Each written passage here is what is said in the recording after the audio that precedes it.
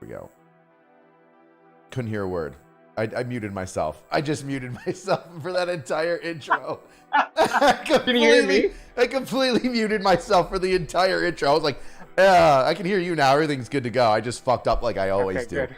Welcome back, weirdos. It wouldn't be a live stream if I wasn't technically unsound, literally and figuratively, mentally just dumb. I wonder if everybody started turning the volume up and then your voice hit and it was just like loud, super loud. I've thought about doing some videos like that. I've thought about doing some videos where I make the audio super quiet and then I'm like just start cussing and saying dick and stuff.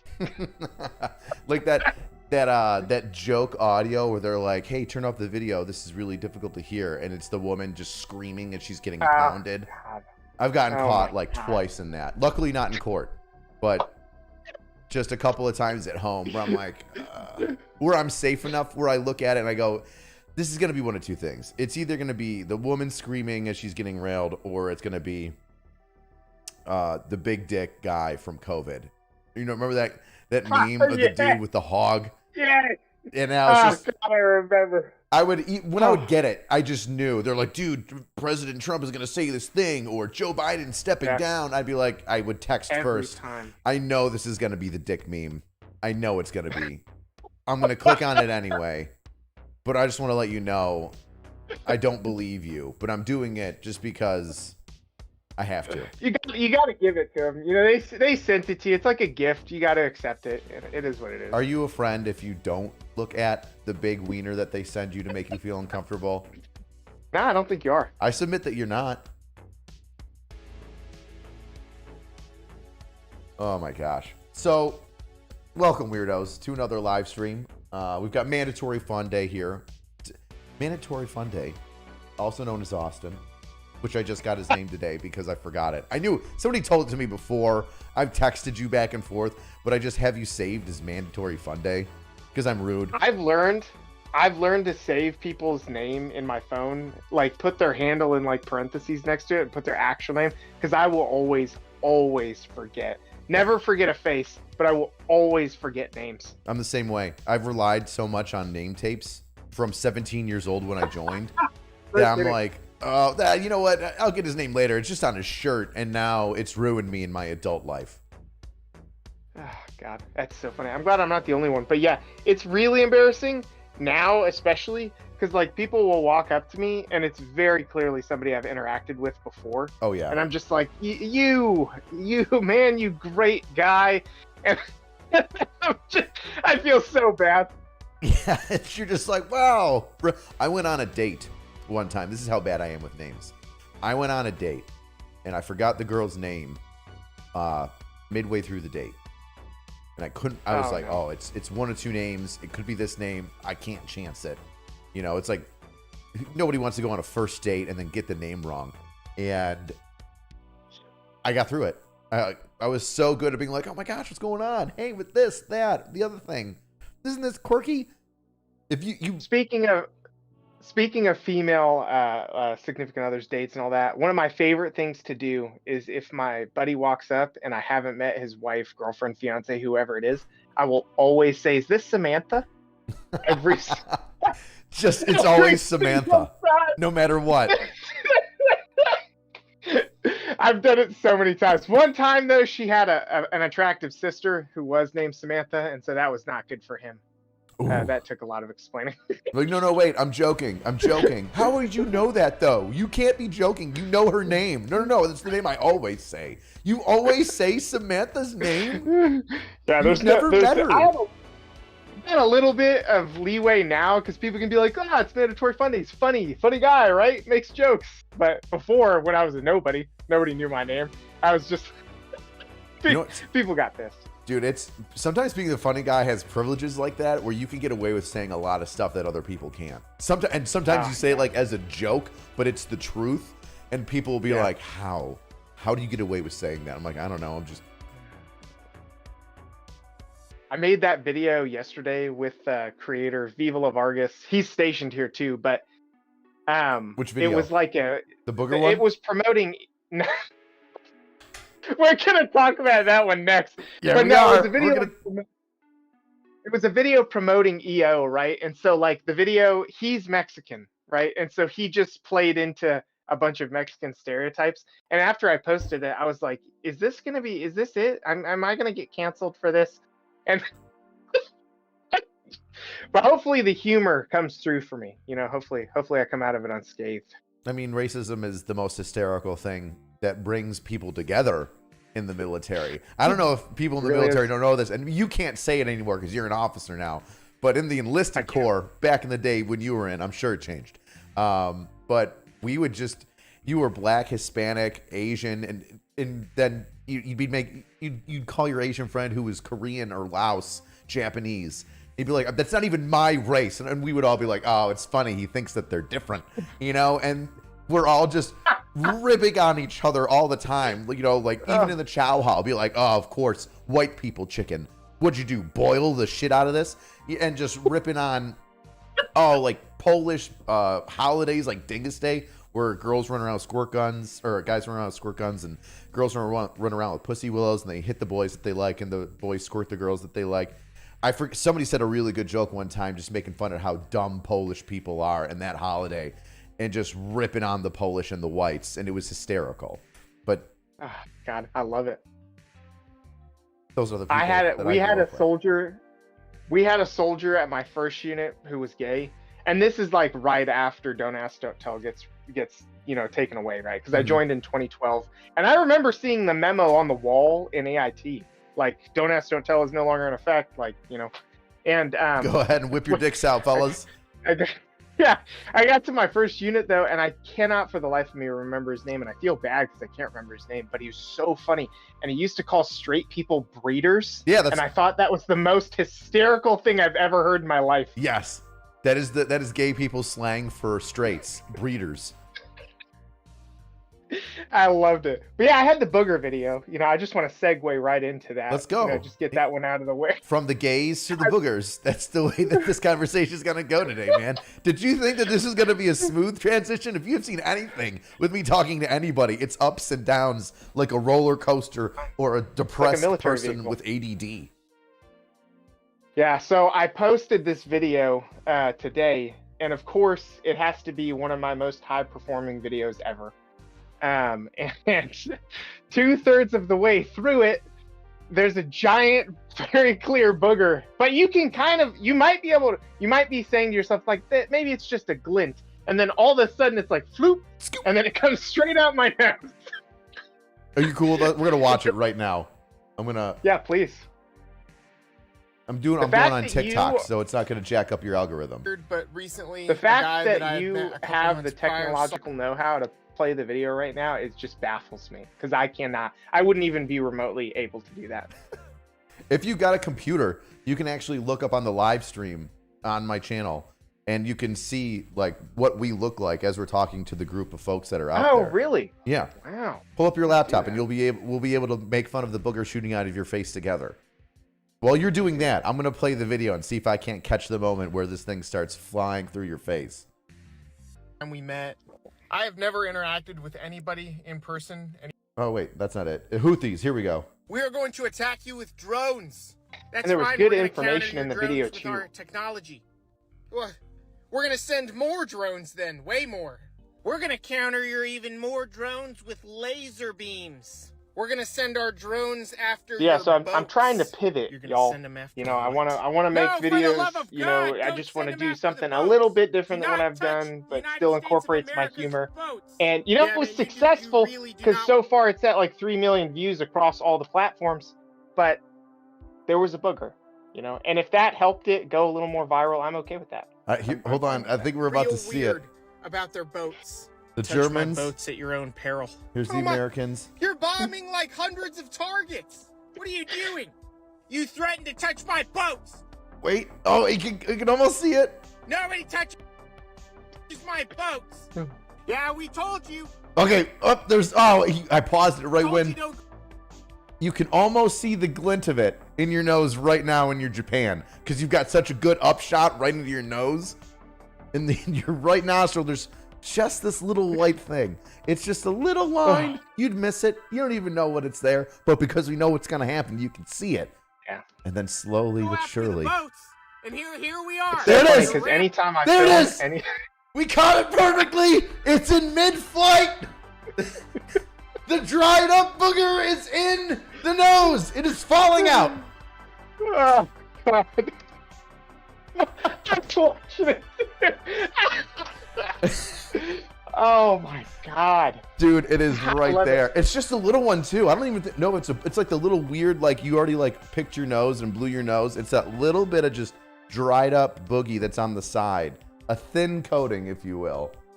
You know what's funny is a year ago I for sure would have deleted this video. Like as soon as somebody commented booger, and now I've seen what the general public's opinion looks like and what it's based on, and I'm like, I don't care. Mm-hmm. I just don't care. People are they're just, I don't know. I hope people are the company commander pros. That's genius. That's genius. I'm gonna try and find a place where there's no like subtitles or anything. Actually, I think I still have that video. You don't have the raw footage? In my editing software. Yeah, I think I still do. Well, I record in CapCut, like for most of my stuff, and so like the raw footage will be in there, and then it should be easy to manipulate. I can take off the flag and stuff, but I'm totally gonna do that. I'll probably just post it up and ask people to like make memes out of it for me. Dude, post the template or post your meme and then post the template after it, or vice versa. Yeah. And then that way I can just screenshot it and then I'll do that shit. That'll be the next angry meme homework. Oh, God. I need to make a video. You know what? That might be the next angry meme homework. We'll see what happens. Yeah, please. I'll be very happy. Oh, I got some really cool news today. So I did a commercial for AFN. I saw that. God, yeah, and I just found out today. So it's cool. It's been cool because they're playing it on AFN. So anywhere that there's AFN, people are seeing it, and it encourages people to go talk to the chaplain if they need it, right? Mm-hmm. And so it just felt good to do it. But he told me that first off, it's like the highest performing like thing they've put on AFN like almost ever. I don't know how he measures that, but I thought that was pretty cool. And then they also played it before and after the Super Bowl, so like a jillion people saw it. You know what I mean? Oh yeah. So it just felt good. It was cool. You did all that good stuff and only just to be remembered as the booger guy. It's like that story where there's an old man and he's about to cross a bridge and he's talking to his son as they go over the bridge. He's like, son, I built 1,000 bridges. And I helped so many people across this land.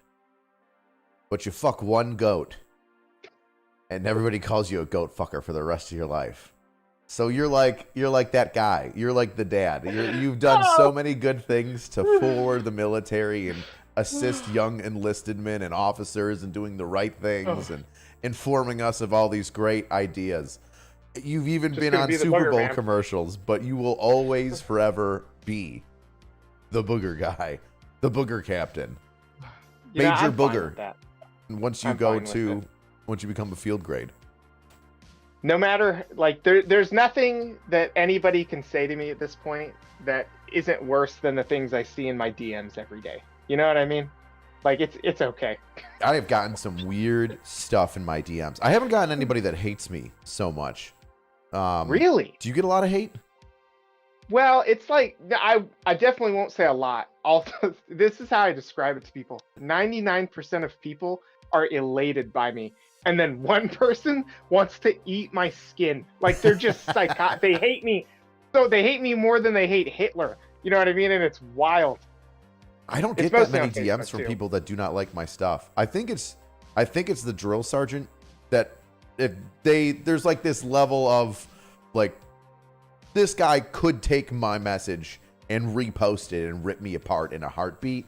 And then 50,000 people are going to blow up my comments and figure out, where I work and send my boss, the screenshot of them calling me a baby killer or something. Like I will verbally destroy you in not a fun way. I'll put you on the hashtag #MeToo. Bullet train. You've been doing the Lord's work for the military for a long time, so. At least for the enlisted military. Yeah, for the enlisted, maybe not for the officers. You want to hear something funny? Absolutely. I mean, I took a photo with them. It's not like it's a big deal. But the past 2 SEACs, senior enlisted advisor, the chief of staff, knew who I was and watched my videos. And both of them never contacted me until after they retired. And then once they retired, they FaceTimed me or met me in person. And I got a coin from Ray. And, oh, we love your stuff. This is great. You really inform the people. You're sticking to the right people. And I'm like, where are you guys when you're in? I'm in the DOD email list. They got to play the politics. I know they got to. You know what? It's so sucky. But at this, that like in the moment, they can't be like, we need to get Drill Sergeant High up here, and he's gonna straighten everybody out and tell them why this is bullshit because I can't say it. But he sure can. Just use me as so funny. Just as the bludgeon. I'll go in there and they'll demote me to E5. You'll be the pit bull. And then you could just sign some paperwork and be back to E6. It's no big deal. But yeah, I met him in Poland. He came through with Tim Kennedy. And they did, I don't know if it was technically like a USO tour or whatever they were doing, but yeah, they rolled through and really cool, really nice guy. And God, what happened? I wanted a picture with Tim, right? Obviously, I've watched this guy make content and stuff. I watched some of his fights when he was fighting in the UFC. Mm-hmm. And so I'm like, hey, does anybody mind taking a picture? And the SEAC grabs my phone. And he's like, yeah, I'll take a picture. And and Tim was like, you're making the SEAC take a picture for you? And I was like, no. And he's like, well, he does technically outrank me. It was very funny, really funny exchange. I was a butter bar at the time.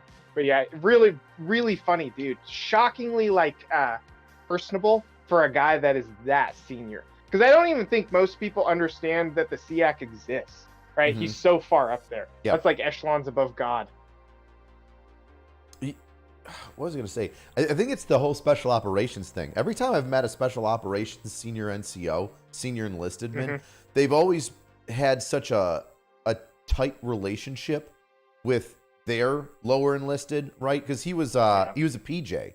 So you get, your new group, your new guys that come in after training, and you're training them, and they're E5s, E6s, and you're going out on the same missions as they are until you're a first sergeant. And even then, as a first sergeant, you're still going out there and doing missions with the guys. And then in the special operations community, you go to, I don't want to say, SEAL teams and ODAs, and you've got master sergeants, sergeant majors that are out there doing missions, and then they become warrant officers. So there's like this, it's a different element of camaraderie and teamwork in special operations units. So their troops, I feel, and I've noticed, treat their subordinates a lot differently than normal line units that you would see in the military, like as opposed to an artillery or normal infantry unit like the 82nd or the 101.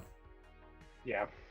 Well, I think too, like they're so used to being exposed to like very senior ranks, like it's not a thing. You know what I mean? To the average like 11 Bravo, a sergeant major and an 05, they literally might not even see them. Like their entire, like their first contract, their two or 3 years in the army. Oh, yeah. They literally could go the entire time without interacting with them. And so like I'd be shocked if the SEAC, he's interacting with like 4 stars on a regular basis, and politicians, probably the president. I'd be shocked if he hadn't gotten some FaceTime with sitting presidents. Like, I don't know. I think that things become a little bit more relaxed the higher you go, I guess. Maybe I'm wrong. I don't know. I've never been to that echelon, but I feel like it probably just transitions into something else.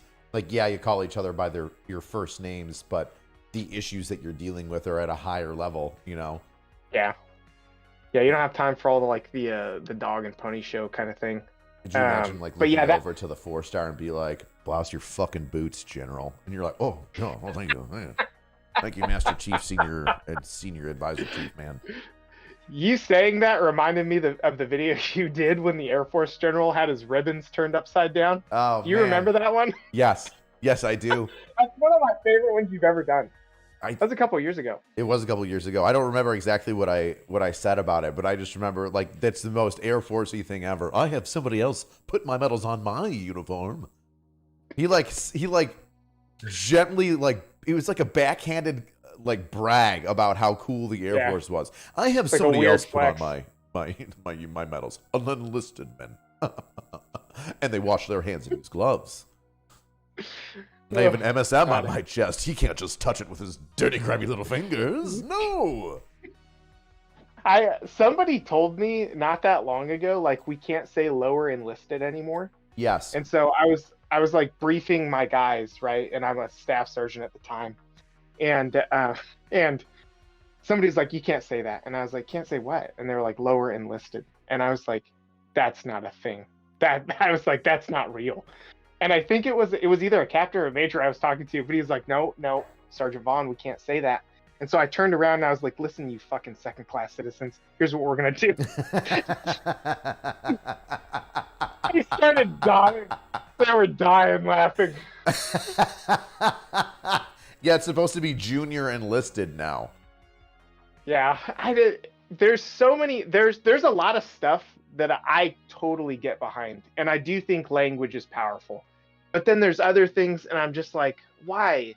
Like, why are we focused on this? Right. You know what I mean? I don't know. And I obviously, I probably shouldn't be the guy who's the arbiter of language, but it's strange. It's strange the world we live in now in the military. They tried to take away privates, but they just couldn't. They couldn't. We're in basic training land. You couldn't say privates because there were some specialists. So using privates as a generalized term was not allowed. You had to say warrior, and you could say go get your battle buddy. But it was like warrior, or you could say soldier, but every single one of us was like, they're not soldiers yet. No. No. Wow. Yep. So, but nobody followed that. They called them privates. And then, they also were like, hey, we got to be careful. We can't make them do too many push-ups outside.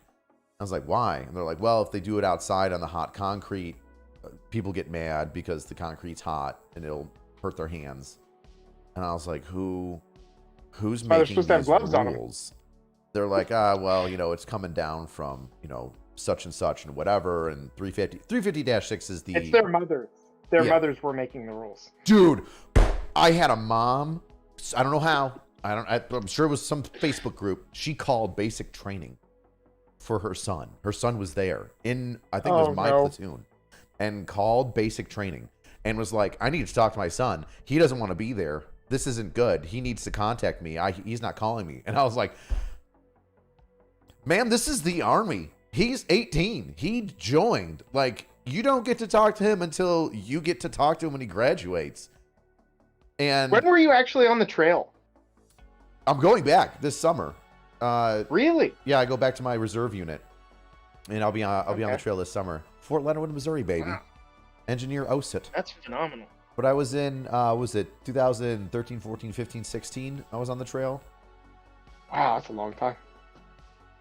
That's one of the cool things about being a reserve drill is, well, one of them is that you can do kind of whatever you want within reason, because you're gone after 3 weeks. It's 3 weeks you're there, and you help them. You help the active component do whatever they need to do.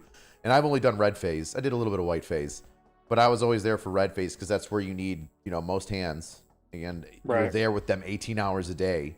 And so you're taking the load off. Yeah. Oh, absolutely. I was like, go home, get out of here. Like, I'll stay till 2100. Not an issue. Like, I'll be tired for 3 weeks. That's cool. Yeah. You guys have white phase after this, and that's range. Like, those are long days. Don't worry about it. Yeah. That's all I'm here to do right now. My family's in New York. I'm in Leonardwood. Look, what else am I gonna do? Go watch a movie? Right. Nah, man. This is my weird vacation. My sadomasochist vacation. So kidding. Right. So one of the cool things is, like, we're there and we're gone. So some of the dumb rules, like don't call them soldier or don't call them privates, we're like, fuck you. And then we call them whatever we want to call them. Fucker, come here. Guy, you. I got in trouble because I made people boo private. I like group punishment, and I like working as little as I can, but making the most impact that I can in training wise, right? Just efficiency. Just being efficient, right? So one of the things that I started to do was, if a trainee messed up, did something dumb that wasn't like, they got to get smoked or they need corrective action, then I would be like, boo, trainee, boo, trainees, boo that trainee, boo, and everybody would boo him. So then that trainee would be like, oh man, and he'd be embarrassed, and then like not do that dumb thing that he just did. And I'll give you an example of something that I did that would be booed, right? I was in basic training, just like everybody else was, and I was the guidon bearer. And so I was, working the guidon and blah, blah, blah, blah. And we got done march. We get to our company area, and I'm about to post the guidon, and the company commander is walking through with one of our drill sergeants. And I'm like, oh, shit, I've got the guidon. How do I salute? My right hand's grabbing the guidon. And instead of saluting with the guidon, my brain goes, left hand. So I go with my left hand to salute. Oh no! And midway I'm like, no! And I like raise up the guidon, and then I bring it down, and then good afternoon, sir. And, and then he was like, carry on. And my drill sergeant looked at me and he goes, were you gonna salute with your left hand? I was like, yes, drill sergeant. He's like, but in that moment, I would be boo, boo, everybody, troops.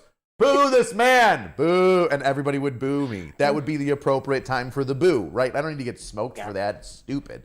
But what are you going to do? Scream at me for 10 minutes about what I don't know? No, just I'm going to boo you so you feel dumb and you learn about it. So anyway, that's the long story of you get to do things that, most people don't get to do in basic training land in the active component.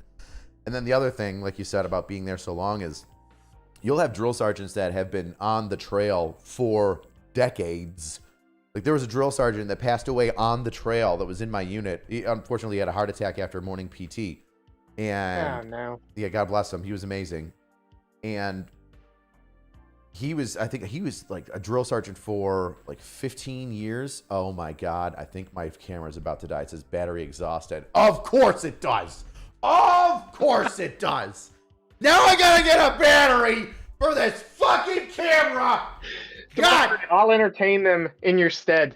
Yeah. So my only good basic training story, the only funny one, we had all the normal stuff that everybody does, right? Everybody experiences back then when the drill sergeants would force us all to drink water, So I guess I got two stories then, right? First one, I remember eating chicken that day at the DFAC.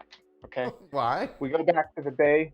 I don't know. They were serving chicken. It had skin on it, right? This will be relevant later. Okay. But anyway, we go to the bay, and they have two of the other trainees set up at what looks like a mock date, and they found out that these trainees were doing the hanky panky. Oh.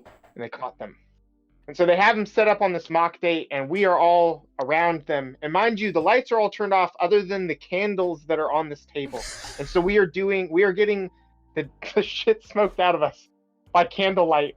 And these two are they told them to continue eating. And so at some point, somebody blows out the candles, the lights come back on, and then they just tell us to start drinking water. They're like, empty your canteens.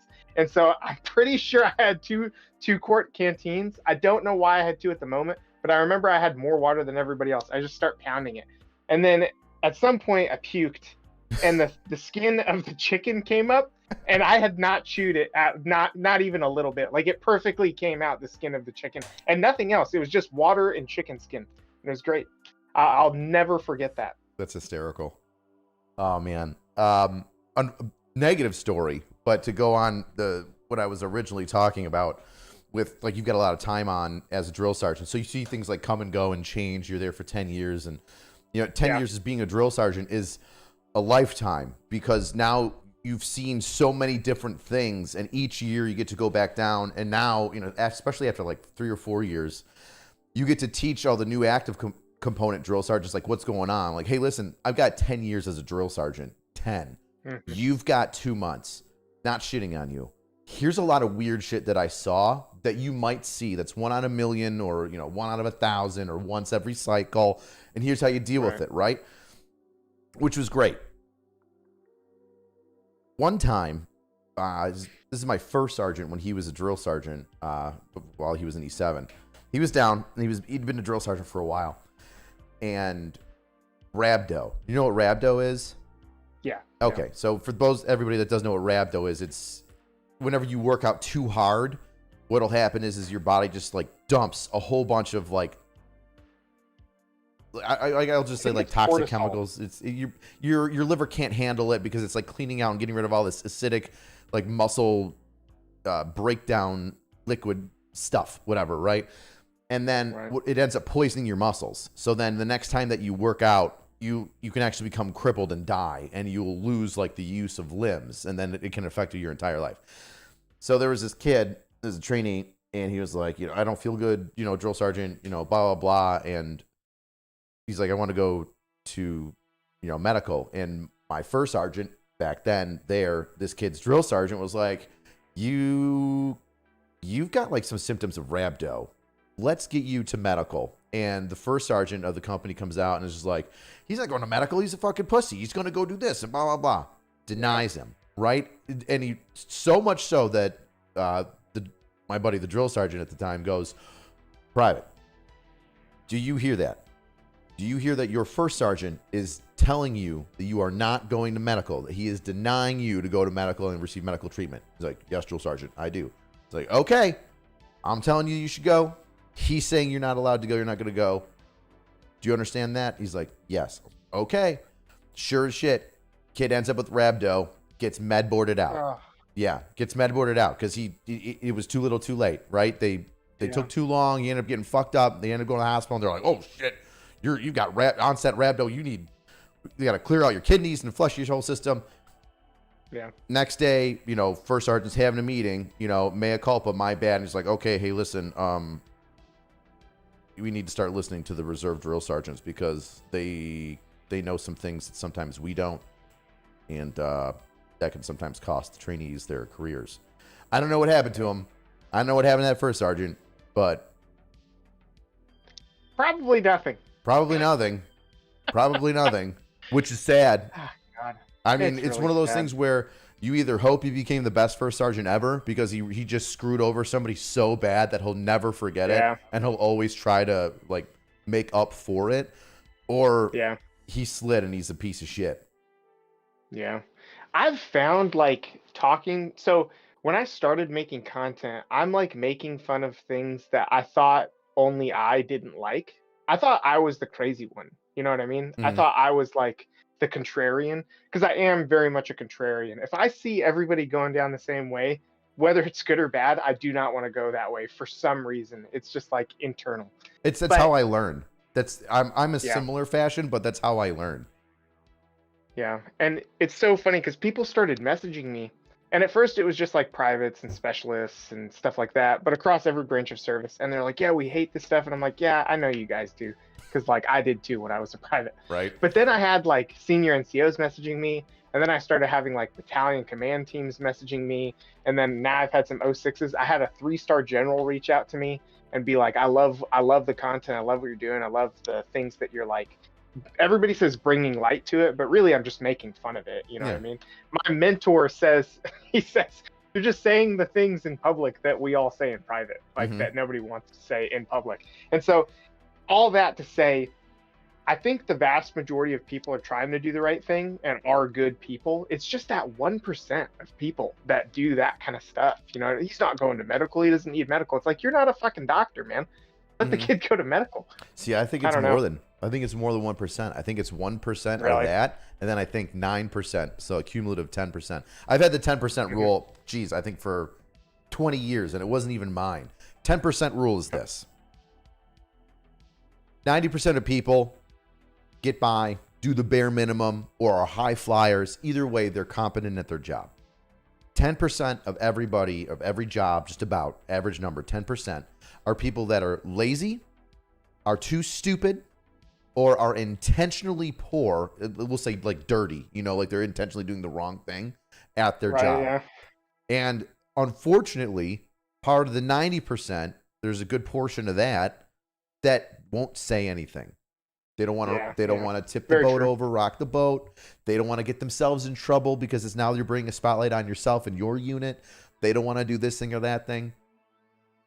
I think it's not a good thing, but I've definitely gotten in trouble for the way you're that describing the bell curve of just society. Yes, well that's why I say it's the 10% rule. It's everything.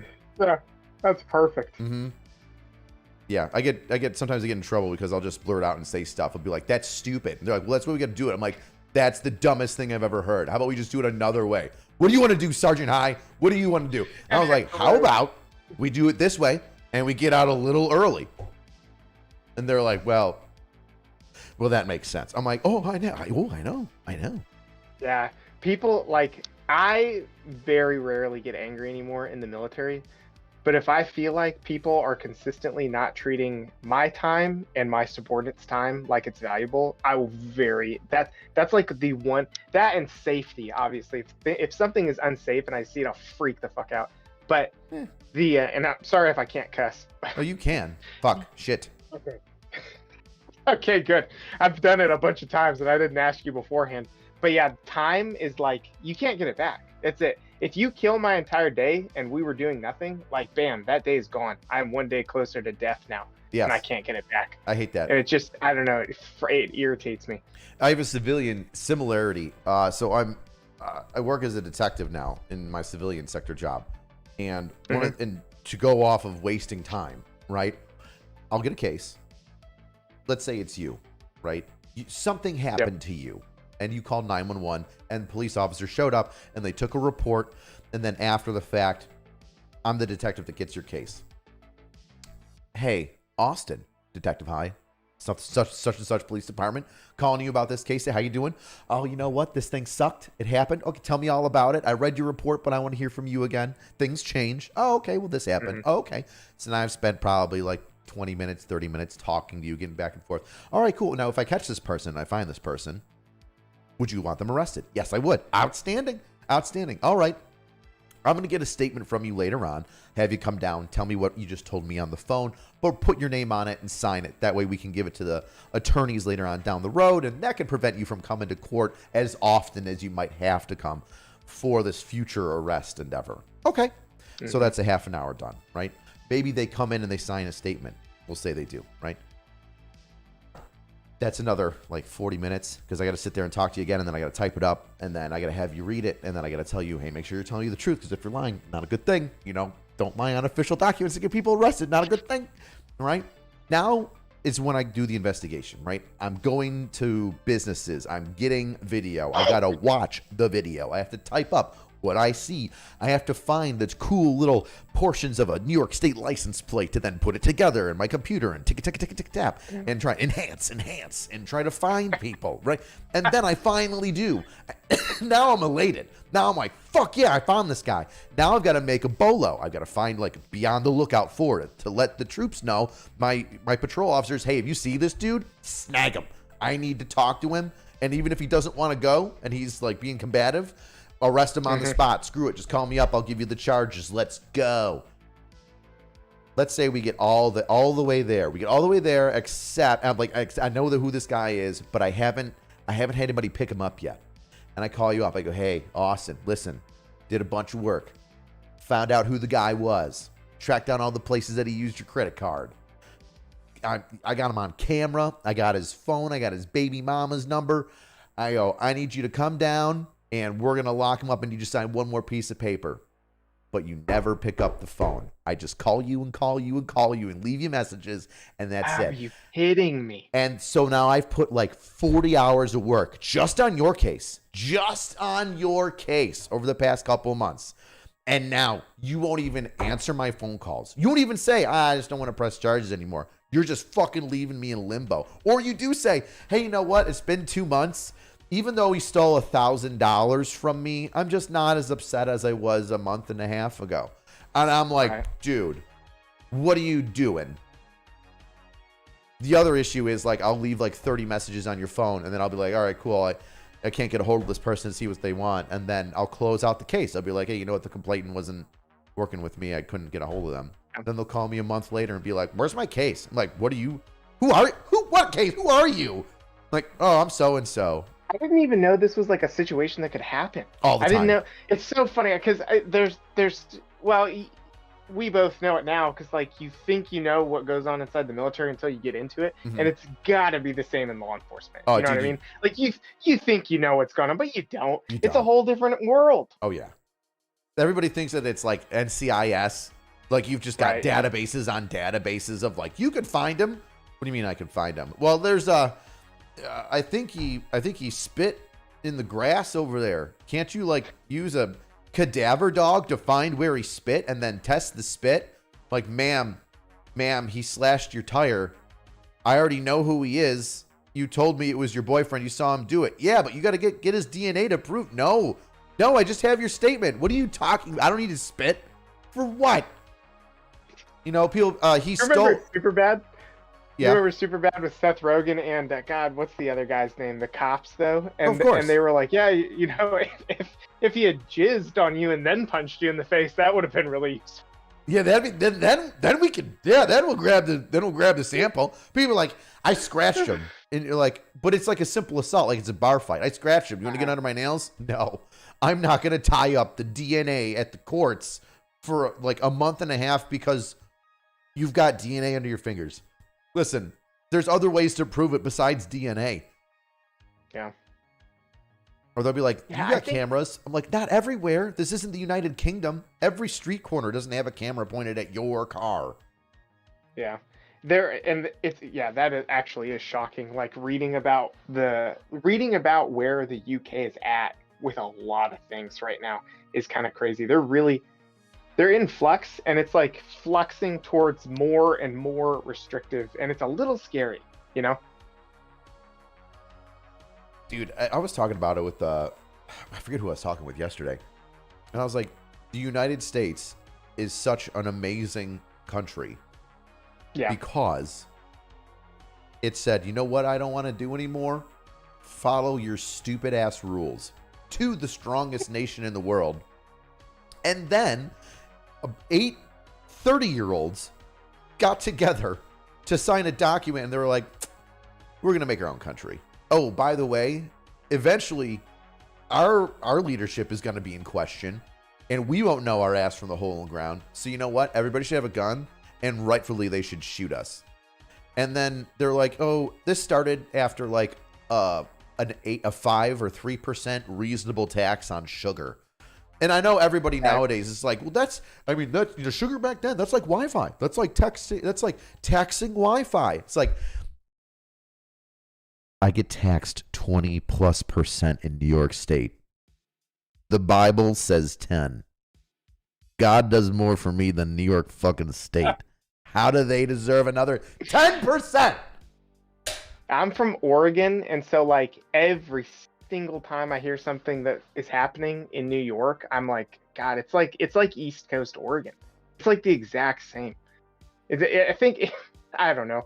It's so funny. I'll tell you right now, I'm never going back. You couldn't pay me enough money to go back to Oregon. Everybody says that it's nuts. There were was that Evan Hafer, one of the owners of Black Rifle Coffee. He and a buddy used to live up in. Almost certain it was Seattle, which is Washington. I know, but similar to Oregon. It's the same. Pretty right. That's what I'm told. Just extended Oregon. That's what I'm told. And he's like, 15 years ago, it was great. It was amazing. It was quirky. It was strange. He goes, in like the last 8 years, like he's like, there's just zombies walking around and people are breaking into shit, and like, that's it. Yeah, but it's like all of the worst parts of California, and it doesn't have nice weather. Like it's just depressing. Seattle specifically, I want to say, don't quote me on this, it's for sure in Washington, but I think it might be Seattle, has the record for the most straight days of rain, and it is well over 200. Like, it did not stop raining. Like, it's not like a monsoon, it's like a trickle, you know what I mean? But constant. There's like a constant rain. Misting. It's Chinese water torture, but outside every time you leave. You're like, it could be nice outside. Drip, drip, I'm gonna add that to my stand-up. I want to go to the beach. Drip, drip, drip. Yeah, seriously. Look, Antifa's burning down another coffee shop. Drip, drip, drip.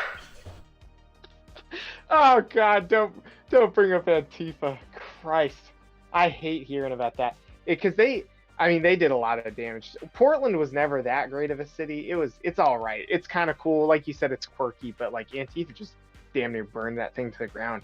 But yeah, people will ask me when I describe Oregon to them, they're like, how do you do anything outside? And I'm like, well, you just do it kind of damp. You're just a little damp all the time. It's kind of like a fart that you don't trust in the beginning of the morning. Like, well, you just go through the rest of the day with a little bit of an itchy butthole. Yep, that's it. Yeah. That's why you keep a little of the old itch cream on you. You know what I mean? Especially as you get older. If I eat like a piece of bread the day prior, itch cream's coming with me, guaranteed. I can't do gluten anymore. No. No. See, I've turned. I even tried sourdough.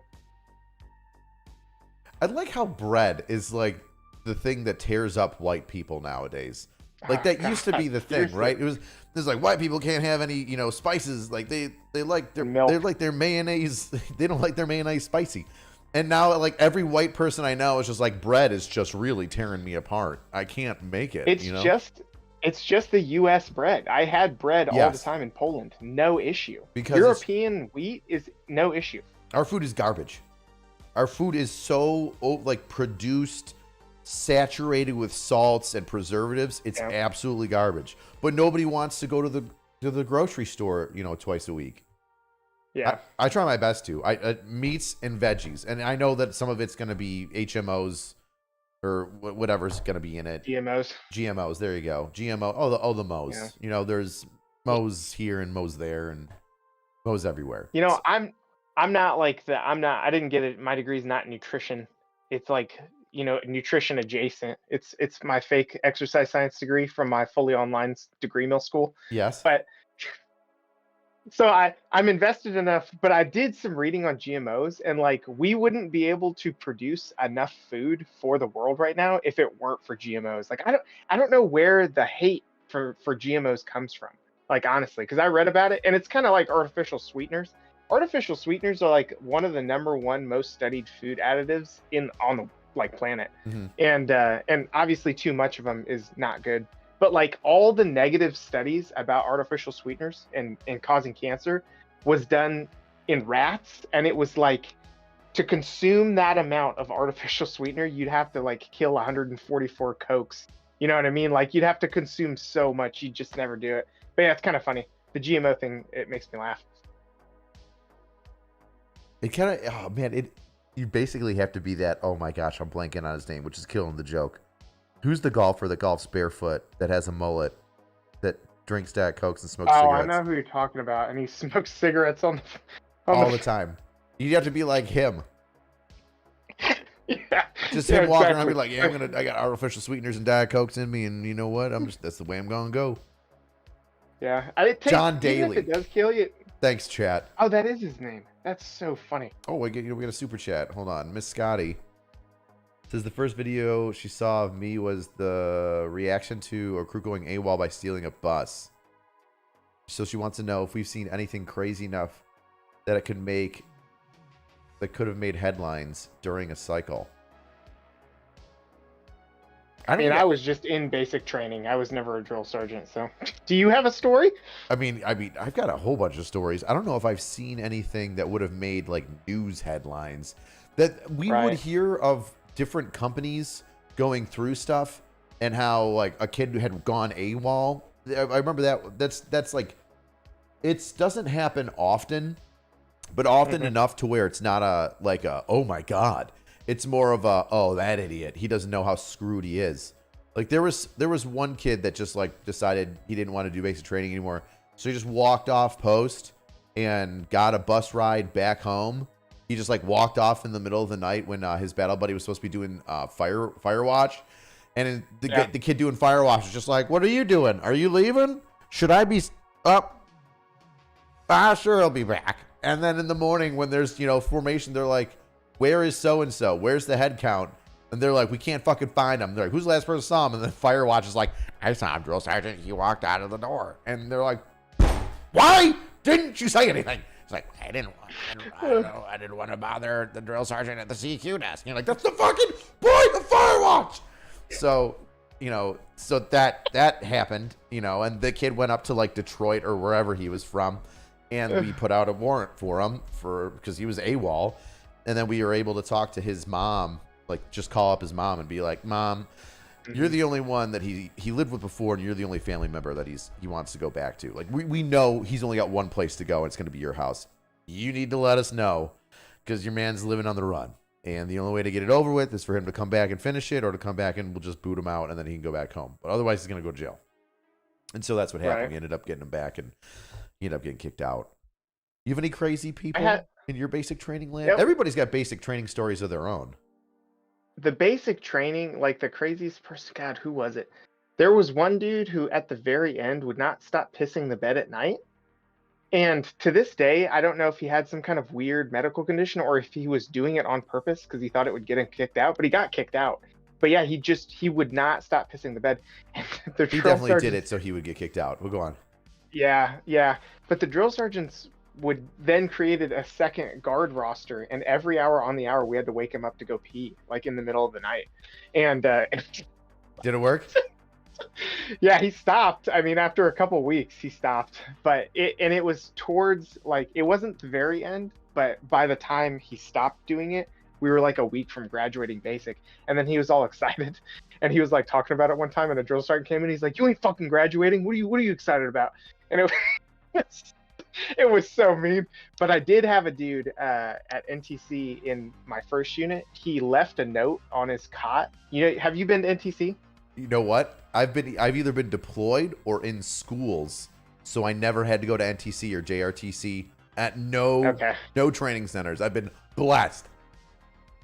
Yeah, so you're living, it's called the Ruba, right? And you're living in these, like, it's not concrete, but it almost looks like square, like, foam buildings, like the spray foam is on the outside of them.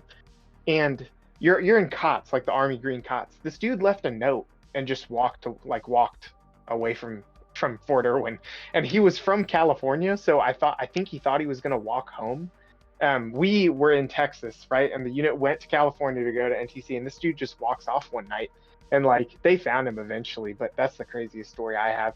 I can't remember what they did to him. What actually happens if somebody goes AWOL and then they get brought back to basic? Do you just kick them out? Is it like no harm, no foul kind of thing? No. You're put in like so two things happen.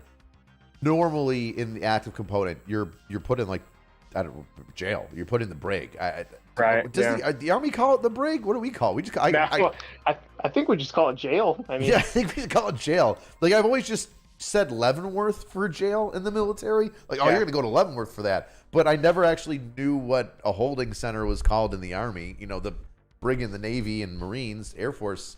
Right. I don't know, Army barracks they probably call it. But no, you get sent in there. You'll get normally. So let's say that you're out of town. Let's say your guy walks away from Texas trying to get back to California.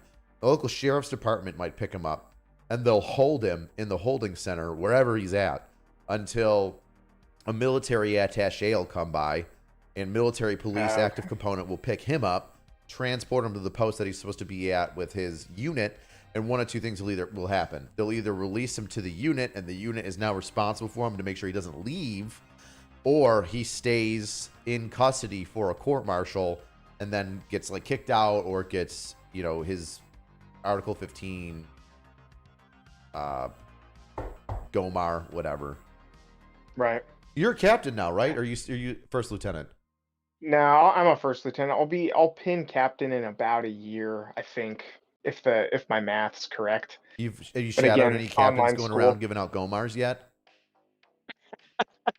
No, I haven't. Not yet. You will. You will eventually. You're an officer. Eventually, you're going to be like, "Hey, Austin, this is General or Colonel so-and-so. We need you to go investigate some bullshit that went on and what actually happened. We're doing a Gomar." Yeah, like, somehow okay. I've missed every single one of those. I don't know how it's happened, because they happen all the time. You know what I mean? People get pinned with those. There's always an investigation going on. And that's not to say it's always like some big thing. I think people would be shocked to find how low the threshold is to like start an investigation, and then the investigating officer is like me with no investigating background or like experience or training, and they're just like, go run this down, basically. Like, and I'm like, what is it? And they're like, well, somebody lost $1 million worth of equipment. I'm like, what the fuck? What do you mean? It's just you like pretending to be in the special victims unit. You're just like bum bum bum bum bum bum. You're just rolling around with like a Beats like pill and like your phone, and you just like open up a door and you're like, I'm here investigating such and such. Play. Bum bum bum bum bum bum. Just channel my inner Ice-T, and I that's how I go about my day. That's how I go about my investigation. So why did that's so funny. Why did he put the rifle on the ground if he's in the army? He knows that that's a bad idea. I've heard so many stand-up jokes about and it's funny because I never noticed it watching the show, but then hearing the jokes about it later, it's like all I can hear now if I ever see that show on again, which like never happens anymore. John Mulaney killed it. Yeah, he's like, to sex, anally penetrated. Does that mean they had sex, but in the butt? Yes, Ice-T. That's exactly it. Oh man, that does not sound like a good time. It doesn't. Oh God, yeah. I'm trying to get like more into stand up, and so I'm like looking for different gigs and stuff like that recently, and that has been a wild experience, a lot of fun, and I've taken to it better than I thought I would. But do you have any experience with that? I did only a handful of stand-ups, and then I conquered it, and I had to move on. So no, I did it. I did it a couple of times. My first time was actually really good because I had trained and prepared myself for it, and then like my second time was okay. My third time I was too drunk. I had too much to drink, and so it was just I got up on stage and I tried to tell my jokes the way that I practiced them, but I knew none of them were coming across, and I was just too sloppy. And so literally in the middle of my set, I just said, "My name's Rich High. Thank you very much," and I just walked off stage. I was like, "Nope." No, I had way too much. This is it. I'm not going to push everybody through this. I just know that I'm too fucked up. And then the next time I went on and everybody did one. But I've only done it like drunk, 5. So it's whatever. What's that? I said, thankfully you were drunk, so it's whatever. Like, it wasn't painful for you, just painful for everybody else. Yep. Well, that's the way that it is, man. Whenever I went up, I was just like, I hope this works. But if it doesn't, fuck it. I'll do whatever. But no, I only did that for like five times. But then I did improv for years. Oh, really? Yeah, I was in an improv How'd you like that? I couldn't. I was bored with stand-up. I did it a couple of times. I was like, man, I'm just telling the same story over and over again, which is kind of cool, but also kind of lame. And I was like, I want to have fun with this. And so there was an improv group. I was like, oh, let me try out for that.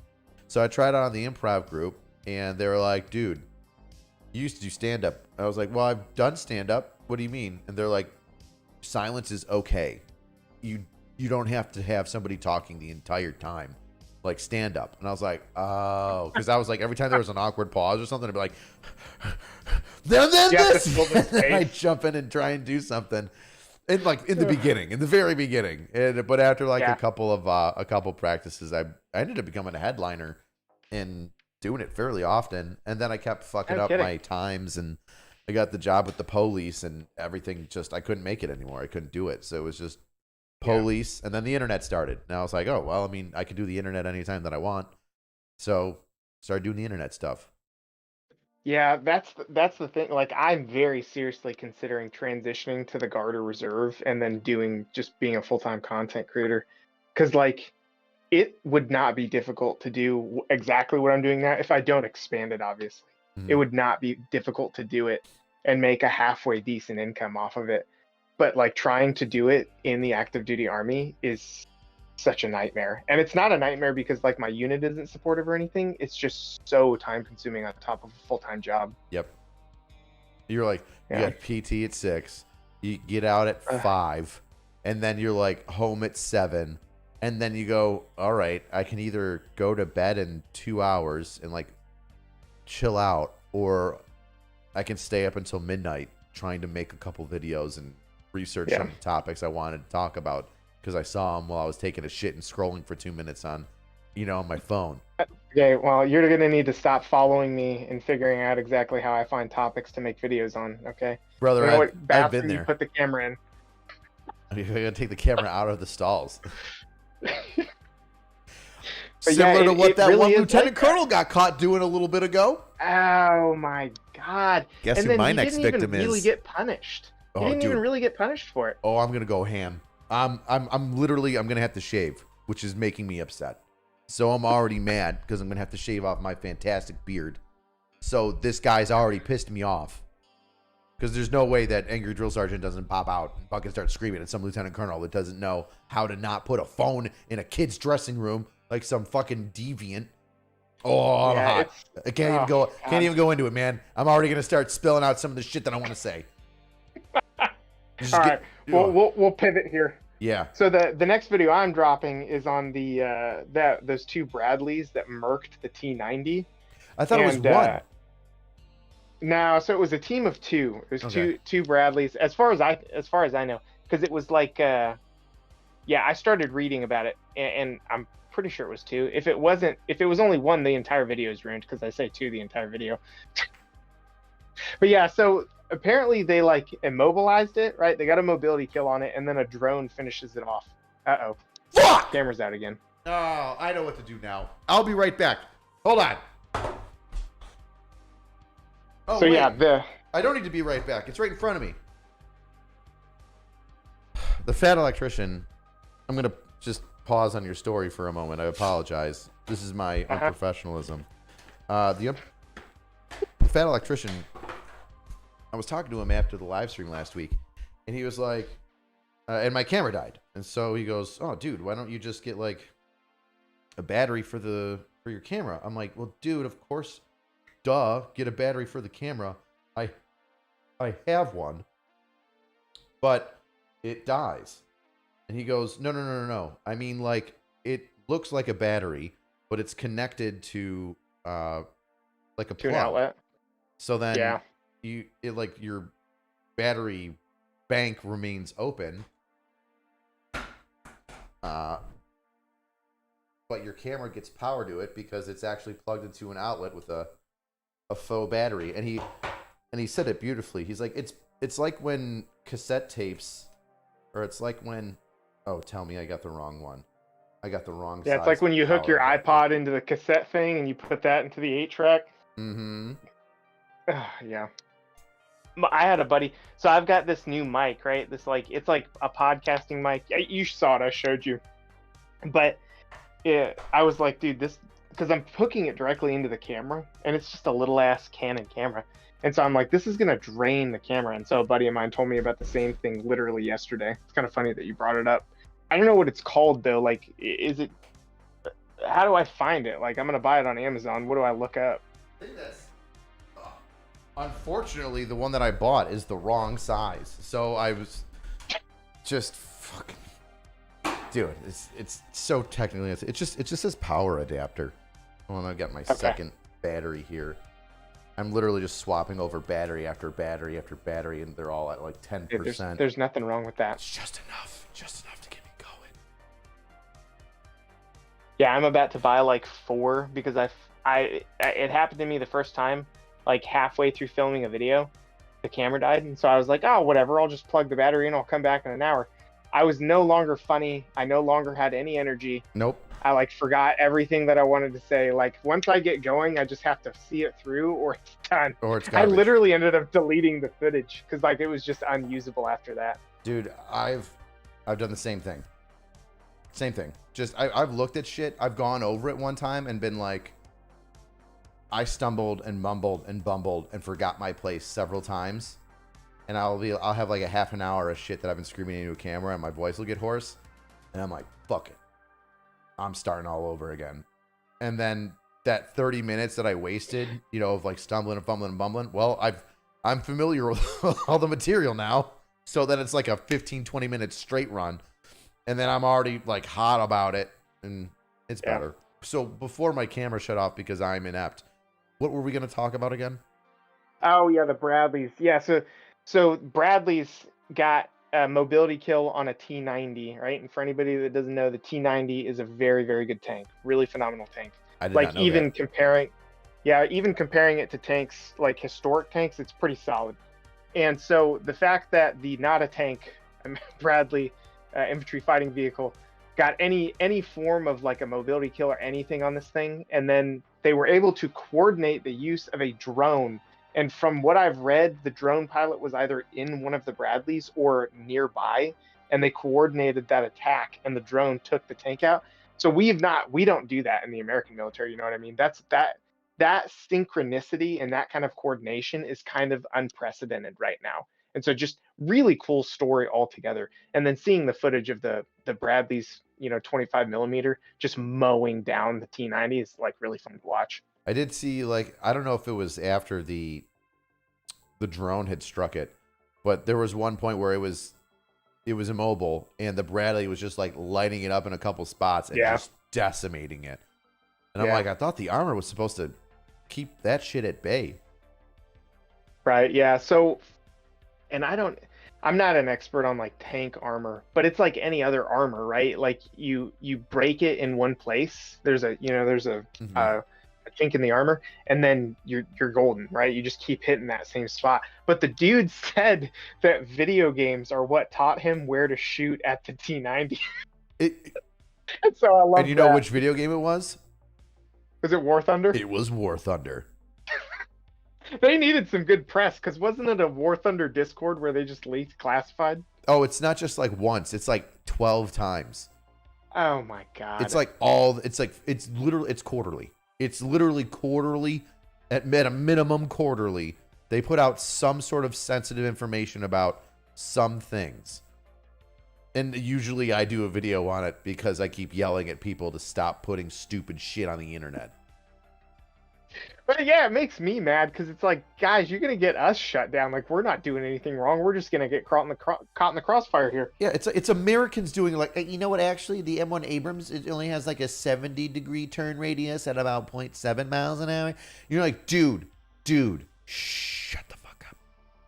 Yeah. Go let the Japanese or Chinese or Germans or Russians or whomever that we don't like, let them brag about how smart they are and how cool their armor is, so then we can blow it up because of their dumb War Thunder leaks. Don't let it be us. China's already sending weather balloons over to steal our Wi-Fi. Don't give them any more ammo. Yeah, I want to do a video on Chinese corporate espionage, because like the number one thief of intellectual property in the world is China. And it's like, it's absurd the amount of stuff they steal.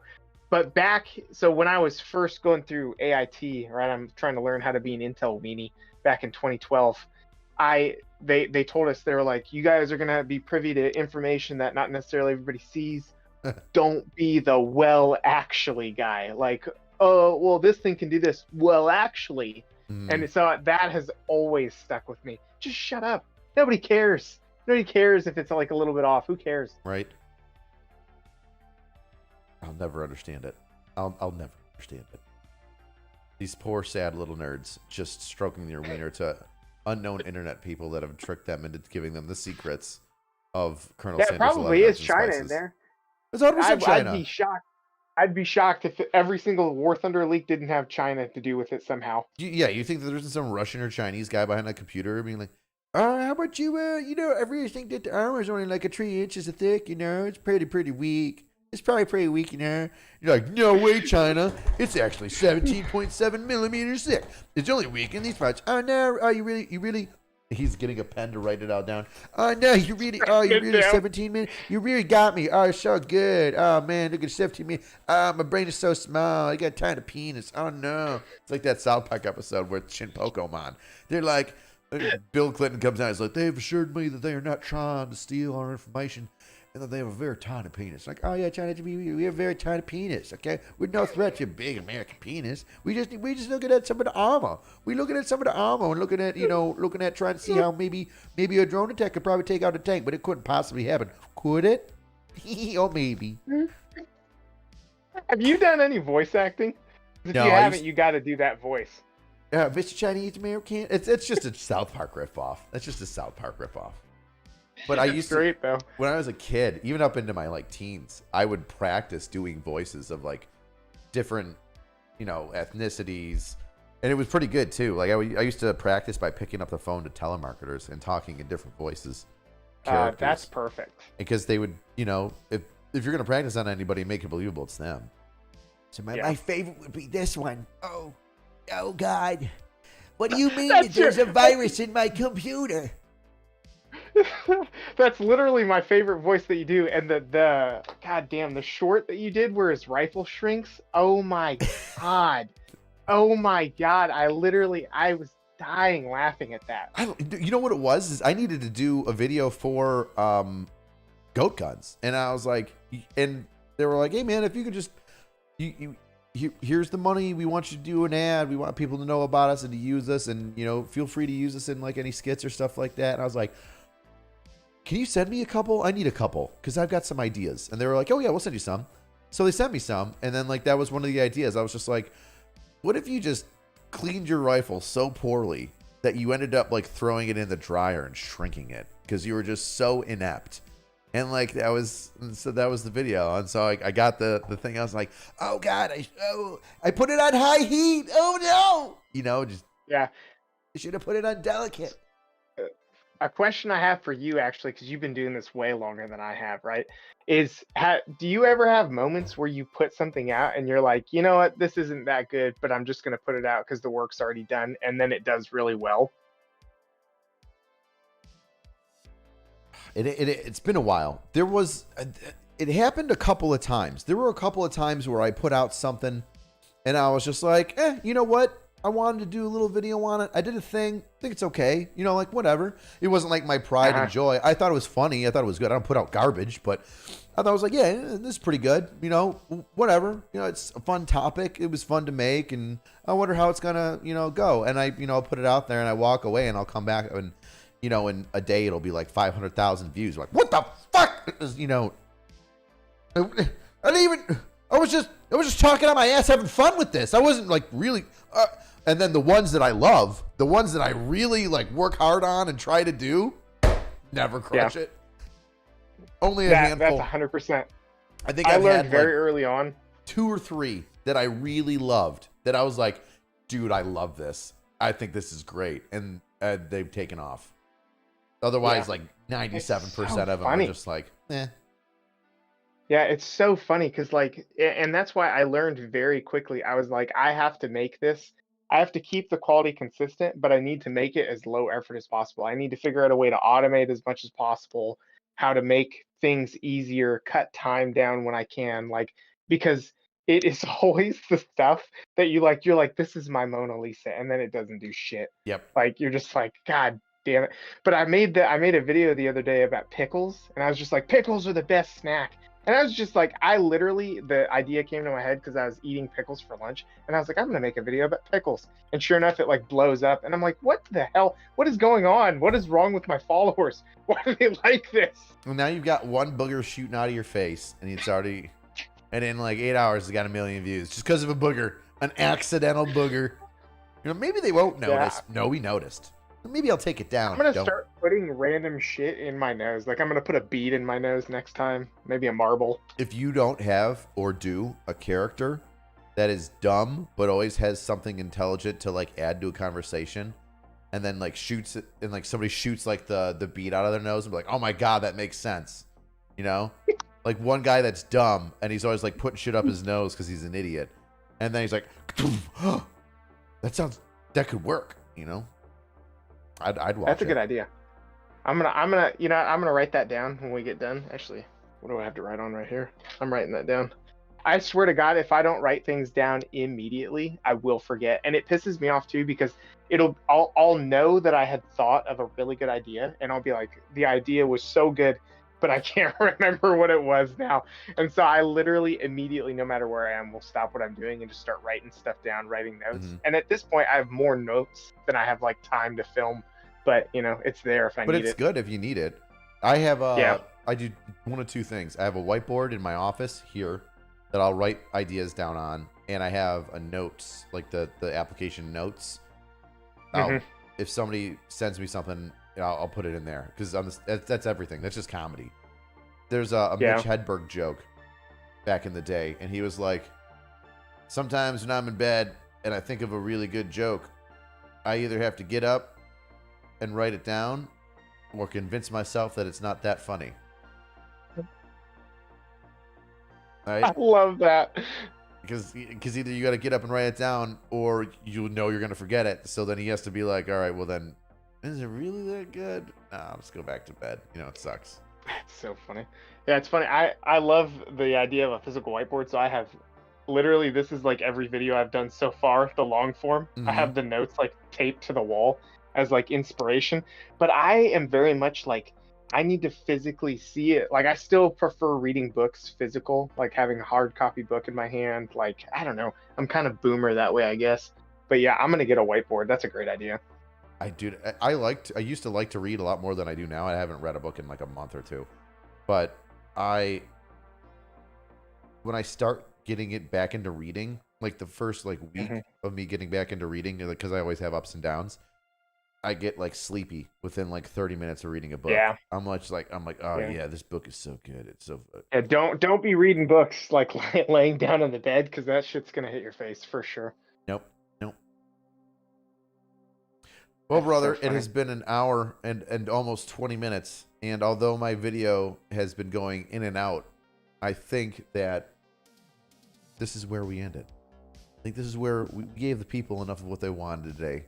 They saw behind the mirror, or behind the curtain, that is your fantastic brand new recording room with, it looks like sound deadening foam randomly smashed up against the wall like a serial killer would put the skin of women.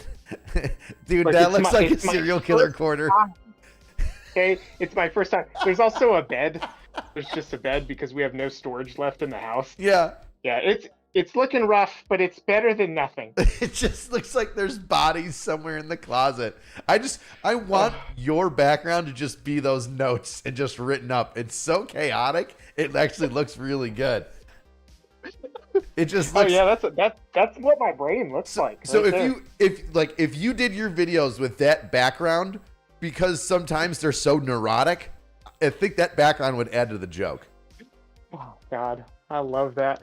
Yeah, and it's funny too because they're all written in like a different thickness of Sharpie. Because like when I first started doing it, it was very thick Sharpie, and I'm like, I can't read this. So then I got a thin Sharpie. I'm a mess. Okay, my life is hectic. I have 4 children. Do you have 4 kids? Yeah, I got 4 daughters. Good Lord. My dad had 4 kids. I was the only boy, and it was him and I in a sea of estrogen. It was horrible. Yeah, it was interesting. It's funny. Last thing I'll say before we get off is, if my 4th child had been my first child, I'd have only 1 child. Oh, well, yeah, because you had 4, and the last one's a nutcase. They're all hyper and shit, and they get all the attention because they're the baby. She's a redhead. She's fully ginger. No soul. And she is slowly removing them from all of you like a Dementor in the middle of the night. Just like, Daddy, are you sleeping? Mother, sometimes are you awake? Wake up in the middle of the night, she's just kind of staring at me. You know, she's 2. She'll just be staring at me like in bed. But yeah, it's fine. It's fine. It'll buff. I'm just imagining this like autistic vampire, super white redhead with just staring at you, Daddy. Yeah, she glows. She's so white. You know what I mean? She's like transparent almost. If you shined a light at her in the middle of the night, it would just immediately reflect and blind everybody around her. It's like a Twilight vampire. She starts to sparkle. Yes. Oh my gosh. Well, on that note of your sparkly, wonderful daughter who consumes the souls of those around her, I think we'll end it there. Tell everybody, these weirdos that have been sitting here in the chat giggling the entire time. I've seen so many sideways, cry, laughy faces. Tell them where they can find you, man. Pimp your stuff. Anybody can find me on pretty much any platform at this point, right? But the big one that I'm trying to be everywhere. It's hard. But the big one, right? I'm trying to push YouTube, guys. So come check me out on YouTube. But if you got TikTok, Instagram, Facebook, I'll take a follower anywhere. I appreciate it. Thanks for tuning in. Hell yeah. Yes. YouTubes. Go to his YouTubes. You're already here on YouTubes. You might as well go to his YouTubes. Just makes sense. Go do little clicks. All right. On that note, see you next time, weirdos.